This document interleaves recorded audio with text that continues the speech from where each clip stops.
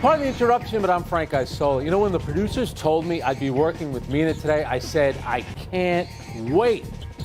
I'm Mina Kimes, and when they told me I'd be working with Frank, I said, I'll do it anyway. So mean. So mean. I missed you. I really did. You mistreated me just now as much as that football game did last night. Ooh, don't say that. Nothing could be worse than We that. need better Thursday night games. We really do. If you want me to stay up, we need better games. But good to see, as usual, as usual. All right, welcome to PTI. Mike and Tony are off rekindling their relationship, so I'm joined by my great friend from NFL Live and about 17 other things, Mina Kimes, everyone. Yeah, nice. Not bad. It's usually, I don't get that usually. All right, let's start with the Panthers beating the Falcons, and like we said, an ugly Thursday night matchup. Atlanta quarterback Marcus Mariota, he looked lost at times, while Carolina relied on a strong running game, despite having traded away Christian McCaffrey 3 weeks ago. The Falcons are 4-6, the Panthers are 3-7, but both are still alive to win the lousy NFC South. So, Mina, what, if anything, did you take away from this game? Well, first of all, the NFC South winner might have a record below 500. Yeah. That's where we are with this division. And second, Atlanta should seriously be considering a quarterback change. Look, Frank, Mariota has at times been more than capable. He's part of the reason why this offense has been efficient, especially on the ground, because of his dynamism with his legs. But what you saw last night is something we have seen all too often from him this year, and that's inconsistency throwing downfield, coupled with, and this was really turned up yesterday, recklessness. I mean, the case for Mariota starting in the first place is that he is a veteran quarterback. He's supposed to be a caretaker of the football. But yesterday, it looked like he wanted to give that football away. I mean, he was throwing across his body into traffic. There should have been way more turnovers than showed up on the box score. And if I'm Atlanta, I take a hard look at starting their rookie third-round draft pick, Desmond Ridder. I'm not saying he's necessarily going to be better than Mariota, but at least there's upside there, and you can see what you have in him this season. Yeah, and I think they're getting to that point. I think if you're Atlanta, you want to be taken seriously. I understand it's a road game. That's a game that you have to have. You trailed the entire game. You know, I look at, let's give Atlanta's defense, a little bit of grief as well. You know, the Panthers did run the ball for 232 yards. Foreman, again, was outstanding. That's the thing. If you're P.J. Walker, the pride of Elizabeth, New Jersey, you know he's not going to throw the ball all over the place. So they're going to run the ball. If you're Atlanta, you couldn't get any stops. They did talk after the game about the quarterback change for Atlanta. I think we're trending toward that. I think eventually it's going to happen. Arthur Smith is going to have to make that move, Mina. And your point about the defense, by the way, is why, even with their recent struggles, I still think the Bucs are going to win this division, even if they lose this weekend, which we're going to talk about that And that's later. what they're doing. Like these teams, like they're giving Tampa Bay enough time to just kind of hang around to take the division when this is the year to take it from Tampa. You're right. Tom 100%. Brady does it again. All right, Jeff Saturday is less than 48 hours away from his NFL coaching debut. The Colts travel to Las Vegas to take on the Raiders. Saturday's lack of coaching experience has been well highlighted, but across the field from him will be Josh McDaniels, who has coached the Raiders to a disappointing 2-6 record. So, Frank, whose position would you rather be in heading into Sunday? Jeff Saturday's or Josh McDaniels? All right, so let me start by saying the times I've got to be around Jeff Saturday, could not ask for a nicer guy, so I'm rooting for him, and that's nothing against Josh McDaniel. I'm sure that he's a good guy. But Jeff Saturday has a lot of pressure on. First of all, the offense is no good. They average, 15 points per game. The quarterback situation is a mess, and a lot of people are rooting for him to fail. Not people that know him, but a lot of people are, because they hate the idea of some guy basically just coming off the street and coaching the team. So I would rather be Josh McDaniels just because, A, I know I'm safe. I'm at home. And listen, I did lose two big receivers with Waller and Hunter Renfrow. They're out. But that team, Indianapolis, they're just not good enough. I understand if I lose it, people are going to say, how can you lose to a guy with no head coaching experience? Yeah. If I'm Josh McDaniels, but here's the thing. I know I'm going to be safe, or else I'm pretty sure I'm going to be safe at the end of the year. The other guy, not so sure about. Well, I couldn't disagree more because, like you said, Jeff Saturday kind of has nothing to lose here. I mean, everybody expects him to fail. Everybody agrees that this Colts team, starting Sam Ehlinger, is not very good. The bar for him is on the floor. Whereas Josh McDaniels risks potential humiliation here, not just losing to a coach who has never coached in the NFL or at college before, but also, and don't forget this, facing the team he once spurned. I mean, this game is like narrative bingo for all the storylines. And on top of that, and this is where I actually do disagree with you, I do think Josh McDaniels' job is at risk. Really? Because if he loses this game, after oh my 1 year? goodness. The humiliation, the stories where if Jeff loses, it's going to be met by a collective shrug. Yeah, I hate when these teams hire a guy and they get rid of him after 1 year. That's a joke. By the way, don't you think for the armchair quarterbacks, I mean the armchair coaches and Monday morning, second guessers, every time, every fourth down play, if they go for it or don't go for it, time, clock management, everyone is going to scrutinize Jeff Saturday like no NFL coach gets scrutinized, and you know that every coach gets scrutinized. This is going to be at a different level, right? We're going to scrutinize him like he used to scrutinize coaches as recently as about a week ago. That's fair. So that's fair. You can take it. All right. We're in the first full day of baseball free agency, and it sounds like the Giants, the San Francisco Giants, are ready to make a run at Aaron Judge. Judge grew up in the Bay Area, and Giants GM Farhan Zaidi says there's nobody that would be out of our capability from a financial standpoint. Yankees GM Brian Cashman says he has no feeling regarding the team's chances of keeping the man who hit 62 home runs this past season. Mina, how do you think the Yankees should feel about their positioning? Well, I'll start by saying I'm not entirely sure the Yankees should be giving Aaron Judge the kind of contract being talked about because, like a lot of people in and around the league, I'm not sure how well that contract will age. You've heard that as well, I'm sure, Frank. However, starting on the basis that they want to bring him back, which of course would be good, not just from a business standpoint, but also from a baseball one in the short term, I would absolutely be nervous because everything we're hearing from San Francisco this offseason suggests they want to make a splash. I mean, as of this taping, the Yankees have not met with Judge's agent. And the Giants are basically standing outside of his window with a boombox and a briefcase full of cash. They desperately want him. And doesn't it make sense for Aaron Judge to be a Giant? I mean, the man is a literal giant. Yeah. It's funny. I always think that so many things have happened to the Yankees over the last 10 to 15 years. I always think if George Steinbrenner was still around, can you imagine George Steinbrenner losing in free agency, the guy that now holds the American League home run record, who just broke Roger Maris's record, who's going to be the AL MVP? But I think there's a chance it could happen. Right now, the number they're throwing around is 8 years, $288 million. I think the Giants are going to pass that, and there's a lot of people in New York, and I've spoken to people who talked to Aaron Judge. They think he's leaving, which is almost hard to believe. But I'll also say this. The last big Yankee free agent to leave went to your team, the Seattle Mariners. That was Robinson Cano. Did not work out well. And here's the thing about Aaron Judge, and you heard the fans booing him, and it's unfair because it's happening during a playoff series. He did not have a great postseason. So, the idea of, the Giants, has a great stat about them. Do you realize that no Giant has hit 30 or more home runs since Barry Bonds left the team? So you think, well, it's home runs. They've won 3 World Series since then, though. So you can win World Series without having those big bats and hitting 62 home runs. It's not always something you need.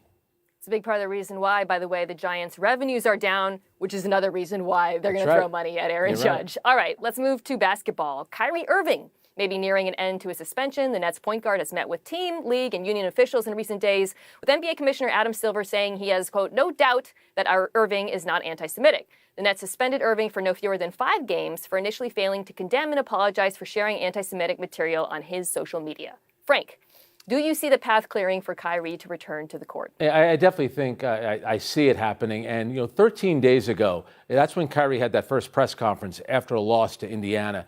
And he was too wrapped up in debating Nick Friedel over the word, promotion, where he could have ended this thing 13 days ago. And I think the league last week could have ended it. Adam Silver, sending out the statement that he sent out, tells me that after his meeting with Kyrie Irving, he said, I'm going to do this, and then I need you to do this, this, and that. And then I think the owner of the Brooklyn Nets, Joe Tsai, also sending out a statement. It's all clearing the way. Now, Agent Wojnarowski did report, because Mina, Kyrie is eligible to come back from that suspension Sunday against the Lakers in L.A.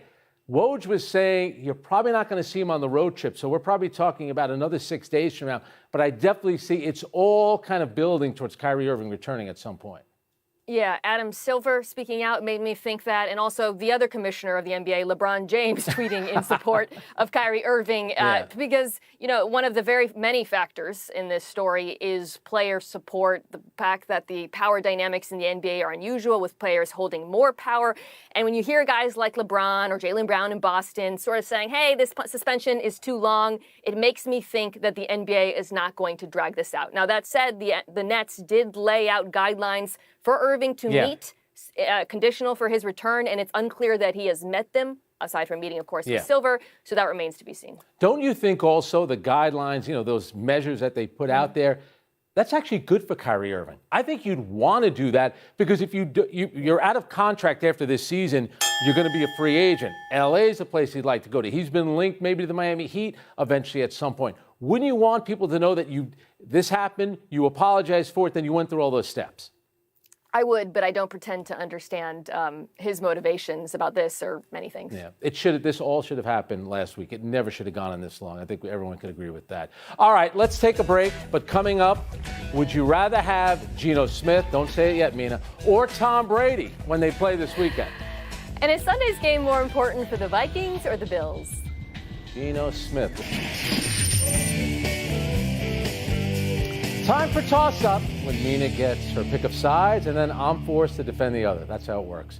What's first? Toss-up. They play in Germany on Sunday. Which quarterback would you rather have? Geno Smith or Tom Brady? All right, Seahawks, Bucks in Bayern Munich Stadium, by the way. 800,000 people wanted tickets. I think they fit about 75,000 there, and they're there for one reason. To see Tom Brady. They're there to see the Tom Brady that led that game-winning drive last week. He finally threw a touchdown pass to a tight end. I love the Geno Smith story. I love the Kenneth Walker III story. But this is about Tom Brady. On Sunday, he could feel it. You win this game in another country. By the way, he's 3-0, not playing outside the United States. It's Tom Brady, and you know it. Frank, I feel like you could have taped that answer before the season and just not acknowledged anything that's actually happened since. I mean, I am so glad that our friends in Germany get to watch one of the best quarterbacks in the NFL and also Tom Brady in this game because by every possible metric, Geno Smith has been better than Brady. He is first in completion percentage. Brady is 13th. He is first in on-target percentage. Brady is 18th. He is fourth in QBR. Brady is 16th. I could go on, but you don't need statistics to tell you what your eyes see, which is Geno is playing with incredible confidence and composure, whereas Brady looks rattled week after week. Wait. What happened Sunday against the Rams? Defending Super Bowl champs, Aaron Donald. Under a minute to go, drove them right down the field for a winning touchdown. That doesn't count for anything. That doesn't tell you maybe he's back. Maybe they're back. Now I know you haven't been watching football this season because you just big up to the Rams. Have you been watching LA, Frank? Come on. I thought it's still Aaron Donald. It's still Jalen Ramsey. That didn't mean anything to you. He had a good drive. I'll give you that. The district. You're lucky Tom Brady's not in the country right now. All right, what's next? Toss up. Who is Sunday's game more important for? The Vikings or the Bills? All right, just so we're clear, Josh Allen, of course, has that elbow injury. There was a video of him today on the practice field. It looked like he saw that the media was there and he sprinted off the field. We don't know if he's going to play. If not, they do have Case Keenum. And they do have Stephon Diggs. And I think Keenum to Diggs was like a famous play that beat the Minnesota Vikings. This game is bigger for the Bills because they're trying to get the number one seed, obviously, in the AFC. And just so we're clear about Case Keenum, because I know you're big on this stat, in games that he has started, his teams are 29 and 35, which I know isn't great, but they went out and got him for reasons like this. I'm giving Josh Allen the week off, at least 1 week off, to give him some rest. Get that elbow right. Well, you're right about one thing there. This is more important for the Bills from a record perspective because they are suddenly in an incredibly competitive division in a stacked conference where the Vikings seem to be running away with the NFC North. But I would also argue that from a perception perspective, this is way more important for Minnesota because nobody believes in Minnesota. I know. This game is supposed to be the litmus test. Finally, we get to see them play a good team. But that good team might not have Josh Allen, so even if they win, people still might not believe in them. But I'll tell you this, Frank, if Minnesota loses this game to Case Keenum, they will be on fraud watch. Yeah. Well, let me ask you this then, since you mentioned Case Keenum. Who would you rather have, Case Keenum or Tom Brady? Now, I would rather have Tom Brady because we haven't seen Case Keenum play good football in several years. But I'll say this too. You're right, though, about Minnesota because they beat the Commanders last week. They trailed in the fourth quarter. That's still a quality win. Anytime you win on the road, I don't care who the quarterback is. That proves that you're a serious team to be reckoned with. What happened to Atlanta last night? They didn't win on the road. You taking them seriously? Minnesota, for me, is a team to take seriously. The problem with Minnesota is they never should have built a stadium with a roof on it. because they should be playing in bad weather. They haven't done anything since they put a roof on their stadium. Big mistake. You really hit every get off my lawn take in a single sentence there. It was incredible. Keenum's record as a starter. That's it. Let's take one last break. But still to come, the Astros make a major move with a man who built a World Series winner. And is Alabama about to lose another road game this weekend? Does Geno Smith's record as a starting quarterback this year matter to you, yes or no? It matters. Everyone, happy 20th birthday. Tomorrow, Paolo Banchero, the #1 overall pick in last June's NBA draft, hails from the same city that gave us Pearl Jam, the Supersonics, and of course, Mina Kimes. The Orlando Magic, they may be headed toward the Victor Wembanyama lottery, but Banchero, who spent 1 year at Duke, looks like he's headed for stardom. The 6'10", 250-pound forward is averaging 23.5 points, 8.3 rebounds, and 3.6 assists. NBA personal folks that I spoke to, they're blown away by Paolo's size, skill, and strength. Paolo's parents, both college athletes, met at the University of Washington. And wait, the story gets better. Since Paolo's father is of Italian descent, Paolo holds dual citizenship and said he will represent Italy during international competitions. At least he said he will. Hasn't happened. I can always trust you to find either the New York angle or the Italian-American angle anytime. It's so reliable. Excuse me, I gave you a Seattle angle in there too. Excuse me. You did, that's fair. And look, I have to say, who's got it better right now than Orlando Magic fans? Because they are somehow threading the needle perfectly between, as you said, remaining contention for Wembanyama, but also getting incredible promise in production out of Banchero. I mean, we talk about him being the Rookie of the Year. To me, that seems like a foregone conclusion. I think it's time to talk about him potentially being an all-star, Frank. Yeah. And if that would happen, he would be the first rookie to achieve that since Blake Griffin did in 2011. Look at you. And Blake Griffin's one of the guys who said, man, I can't believe how strong he is. Happy anniversary, Dan Marino. Around this day, 27 years ago, Marino threw for 333 yards and a 34-17 loss to the Patriots, breaking Fran Tarkenton's record for career passing yards at 47,003. Marino finished his career as the all-time leader with 61,361 yards. Marino, by the way, now sits 8th all-time. Tom Brady, wait for it, Mina, is #1 with 87,000 yards, and just last Sunday eclipsed 100,000 career passing yards when you factor in the 13,000 plus in the playoffs. Brady, of course, has a career total of 0 passing yards in Germany, where his Bucks will now face the Seahawks Sunday in Munich. Yeah, here's a prediction. Geno Smith will lead Tom Brady in passing yards in Germany. But this is about the Dolphins, who of course fans look fondly at those Marino times, but also don't have much to show for it. Now you've got a young quarterback in Tua Tagovailoa who's leading the team to similar success. And while he's got a long way to go to reach those sorts of accomplishments, Frank, if he throws for 300 yards this weekend against the Browns, he'll be the first Dolphins quarterback to hit that mark 3 times in a row since Dan Marino. Wow. Danke schön, Fräulein Mina. Happy trails to Astros general manager James Click. The man who built the team that just won the World Series, he's out. Bob Nightingale of USA Today reports that team owner Jim Crane had offered Click a 1-year extension and a raise, but Click wanted a longer deal and publicly aired his grievances at the GM meetings. Big mistake. Crane then fired him. Crane hired Click as the GM in 2020 in the wake of the sign-stealing scandal, but Ken Rosenthal of The Athletic reports that the relationship between the two has been strained for some time. Frank, I found this shocking. I mean, as said, Klink walked into a toxic situation, kept the trains running, and then ultimately brought them to a World Series. The fact that he was only offered a 1-year extension is lower than lowballing, and I'm not surprised he walked away from it. I know. I think you're right. I always tell you, don't air your grievances about your contract publicly. You can get in some trouble. All right, no errors today. There you go. We're running out of show. Let's go to the big finish. Some big-time college football games this weekend. Which ones are you most interested in?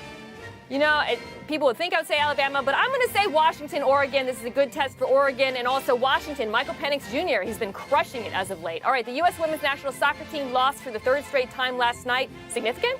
Yeah, go read some quotes from Carly Lloyd. She really went after the team. They did lose to England. They did lose to Spain and Germany. 3 really good teams. What it tells you, the rest of the world is getting pretty good, especially the teams in Europe. Clayton Kershaw and the Dodgers are reportedly in agreement on a 1-year deal. Are you excited? I am, but they also appear to have lost Blake Trennen injury for a while, so they need to bolster their bullpen. Jack Eichel had a hat trick as the Golden Knights beat his old team, the Sabres, for their 9th straight. Impressed? I am, because the fans were booing him. He was taunting him after each goal. That's pretty impressive. Last one, college hoops. Michigan State and number 2 Gonzaga on an aircraft carrier tonight. Are you intrigued? Yes, but only because it's on an aircraft carrier. Tom Izzo said the wind is flying. I want to see a ball go in.